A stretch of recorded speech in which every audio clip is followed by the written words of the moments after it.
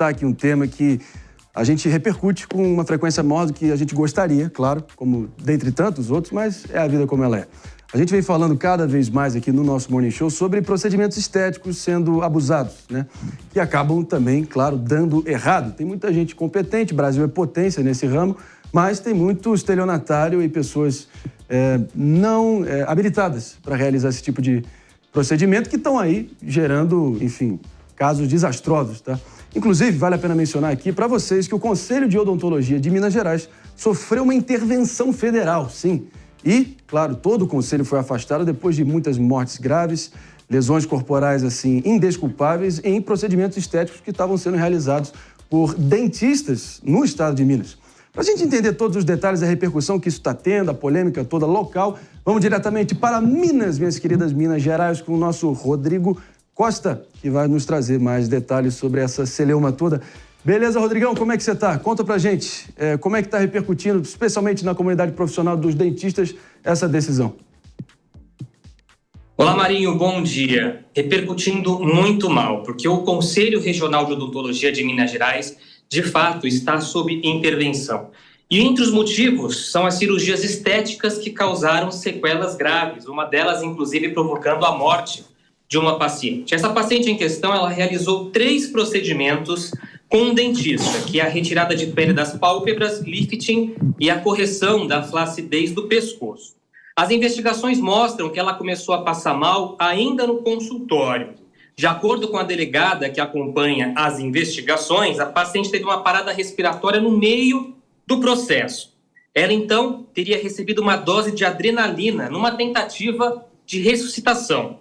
Reanimada, a paciente foi liberada para casa como se nada tivesse acontecido. Chegando lá, ela começou a passar mal, foi para o hospital e sofreu uma parada cardiorrespiratória, vindo a morrer. E não para por aí, Marinho. Outras 20 mulheres também denunciaram uma outra dentista em Belo Horizonte. Ela teria falsificado um diploma para realizar um procedimento específico.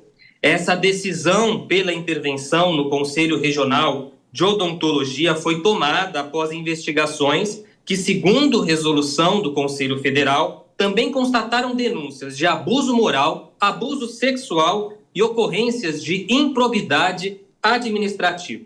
A decisão de destituir a diretoria investigada e de constituir uma provisória foi aprovada por unanimidade pelo Conselho Federal. A entidade ficará sob novo comando pelo prazo de 180 dias. Os interventores serão responsáveis por produzir relatórios sobre tudo o que foi encontrado nesta gestão.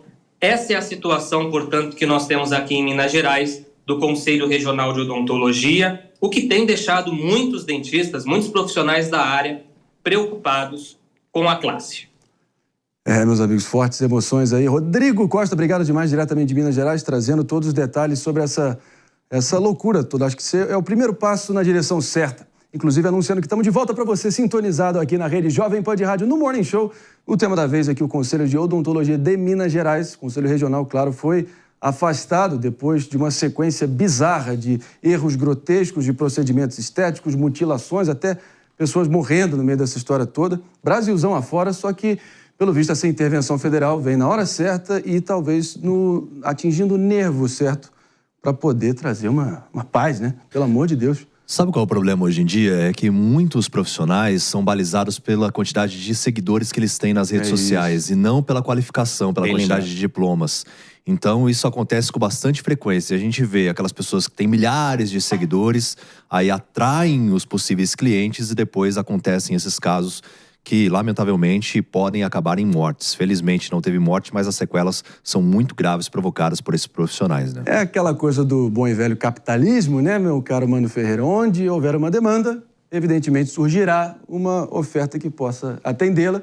E no meio também, claro, dessas pressões obsessivas e autodestrutivas de você querer ter a perfeição estética, acaba gerando esse mercado aí de picaretas oferecendo facilidades, né? Exato. Uma falha de mercado bastante reconhecida na literatura é a chamada assimetria de informação, né? Que é quando você como consumidor vai contratar um serviço de alguém que precisa ter uma qualificação técnica que você não é capaz de avaliar a competência, se a pessoa consegue ou não oferecer aquele serviço. Em tese, o objetivo dos conselhos regionais das diversas profissões é exatamente ser uma espécie de certificadora dessas funções que são típicas dessa assimetria de informação. Então, é fundamental, em profissões que são regulamentadas, como o Conselho de Odontologia, que o Conselho faça o seu trabalho. Então, não vale tudo por dinheiro, né? É preciso manter credibilidade e manter a saúde e a segurança do consumidor, que não tem como ter o conhecimento técnico necessário para saber se um profissional que é regulamentado está ou não habilitado para que o Conselho consiga fazer esse serviço defendendo o consumidor de eventuais charlatões. Mas posso fazer uma crítica também aos conselhos? Porque, por exemplo, o CRM e também o Conselho de Odontologia, outros conselhos, eles limitam para que os bons profissionais façam publicidades, ou seja, não podem utilizar muitas vezes fotos dos clientes, aí acabam esses picaretas criando uma rede em massa nas redes sociais e com isso acabam ganhando evidência, sendo que aqueles profissionais que são gabaritados, são capacitados, não possam atuar por restrições do próprio conselho. Esse é um ponto essencial, porque se por um lado a existência dos conselhos tem essa base da assimetria de informação, por outro, quando a gente constata que na realidade esses profissionais estão atuando e dando golpes aí, criando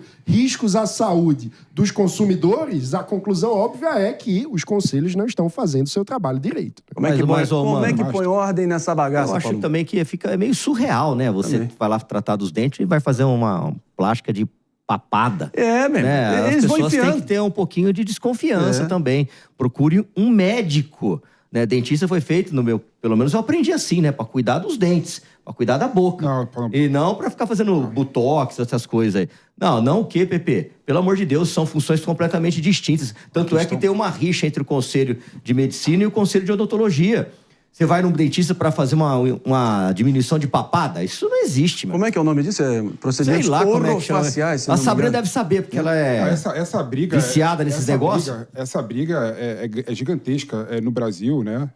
Sobre até que ponto os médicos podem ter o monopólio de todas as atividades relacionadas à saúde. Mas isso aí, pelo amor de Deus, você tá cortando a papada. Desculpa, o que está por trás é o seguinte, eu não vou nem entrar na discussão. É a discussão chamada ato médico. O ato médico, por exemplo, que é um absurdo, né? Achando, por exemplo, que os médicos, eles são as profissões que têm que coordenar e monopolizar todas as atividades relacionadas com a saúde. Isso é uma balela, uma mentira, né? A pessoa que estuda odontologia, teoricamente, tem condição de cuidar de todas as questões relacionada à face da pessoa, né? Estudou para isso, sabe exatamente. Inclusive nos Estados Unidos, a mesma faculdade... Então, fazer uma cirurgia para tirar essa cicatriz aqui? Nos Estados Unidos, a mesma faculdade que prepara o médico, prepara também o dentista. Agora, essa questão, só para terminar... nesse ponto, Palumbo, né? Que acho que muita gente está se perguntando... dentista para tirar essa cicatriz aqui, ó. Quem se propõe a fazer tudo, acaba não fazendo nada tão bem. Mas existem dentistas atualmente que estão muito mais preparados para cuidar da estética do que para cuidar do dente. Né? Essa sua ideia, por exemplo, que o dentista cuida só de dente, é a ideia da década de 70, 80. Né? Então eu vou procurar um dentista fazer um exame de tirar papada? Inclusive, as faculdades de odontologia estão cuidando e estão treinando os profissionais para cuidar da estética também. Beleza, então. Eu vou procurar um dentista para fazer uma plástica aqui e diminuir meu nariz. Existem as especialidades dentro das profissões, né? Então é preciso ver se é um odontólogo com que especialização, para que ele possa ou não fazer um procedimento que é especializado. Que essa intervenção do Conselho Federal de Odontologia possa ser um passo na direção certa para trazer alguma racionalidade para esse mercado de procedimentos estéticos e também para não generalizar, a gente sempre faz todo o cuidado necessário aqui. O Brasil é uma potência nesse mercado também, já revelou grandes profissionais nesse sentido, não dá para generalizar, a gente até é uma grande referência a nível global. David, quer comentar rapidamente aqui? Não, e você falou do crescimento, né? O crescimento é exponencial em relação a procedimentos estéticos. Hoje tem esteticistas que fazem botox e outras aplicações, também tem dentistas, os próprios médicos, então é uma gama. Só que é necessário ver também se a publicidade não é demais, quanto ao trabalho que vai ser entregue, porque essa é a minha crítica, porque muitas vezes o conselho age naquele profissional que é gabaritado, mas muitas vezes esses picaretas que nem têm qualificações, aí o conselho não consegue agir, e dessa forma também eles acabam ganhando mais evidência do que aqueles profissionais que têm mais capacidade para atuar. Picaretas esses oferecendo procedimentos por preços claramente fora da realidade, e as pessoas topam o risco em busca dessa perfeição. É um ciclo vicioso, né, mano? E a verdade é que muitos conselhos só estão preocupados em arrecadar as taxas obrigatórias dos profissionais de sua área e não estão nem aí para a qualidade da prestação, pressão, né, para liberar esses procedimentos. Exatamente. E às vezes fazem só mobilizações em torno de benefícios para a classe, em torno de controles de mercado, de dificultação da concorrência, no lugar de se preocuparem com a qualidade da prestação do serviço para o consumidor final, que é o que deveria ser o foco desses conselhos. E acaba, muitas vezes, ficando em quinto plano, quando o foco todo é só arrecadar e conseguir privilégios. É isso aí, situação difícil, situação cabeluda, e a gente vai estar, claro, trazendo aqui todos os desdobramentos, olhando adiante aqui, nosso compromisso com vocês aqui no Morning Show, e torcer para que o quanto antes esse mercado todo aí possa entrar nos eixos, é isso que a gente espera.